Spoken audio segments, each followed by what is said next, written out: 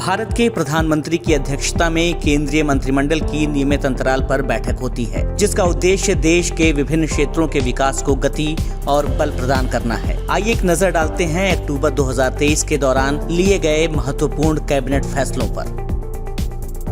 केंद्रीय मंत्रिमंडल ने मेरा युवा भारत नाम के एक स्वायत्तशासी निकाय की स्थापना को मंजूरी दी है।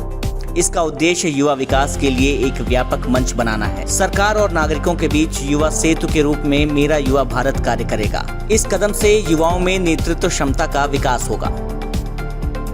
इसमें निम्नलिखित बिंदुओं को बढ़ावा मिलेगा, जिसमें अनुभवात्मक शिक्षा, युवाओं में अधिक निवेश कर उन्हें सामाजिक नवाचार और सामूहिक नेतृत्वकर्ता का कार्य, एक केंद्रीकृत युवा डेटाबेस का निर्माण, मौजूदा कार्यक्रमों का सम्मेलन कर युवाओं की दक्षता में वृद्धि करना शामिल है। केंद्रीय मंत्रिमंडल ने विपणन सीजन 2024-25 के लिए सभी अनिवार्य रबी फसलों के न्यूनतम समर्थन मूल्य में वृद्धि को मंजूरी दी।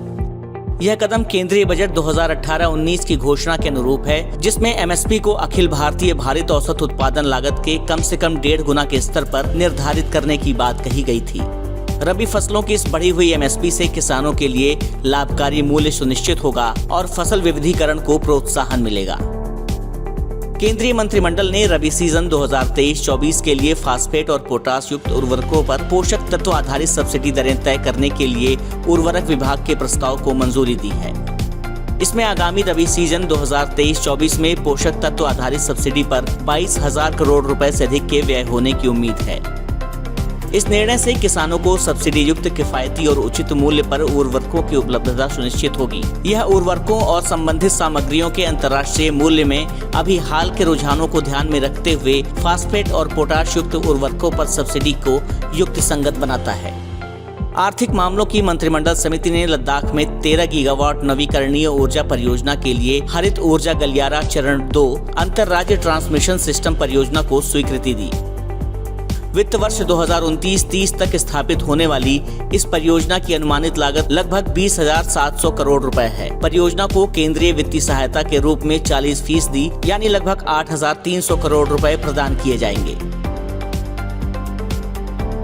यह परियोजना भारत के नवीकरणीय ऊर्जा लक्ष्यों को प्राप्त करने में महत्वपूर्ण योगदान देगी।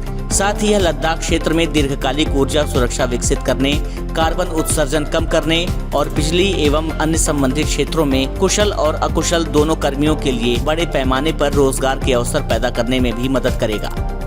केंद्र सरकार द्वारा लिए गए ये सभी निर्णय आत्मनिर्भर भारत की दिशा में किए गए अथक प्रयासों की प्रतिबद्धता को दर्शाते हैं।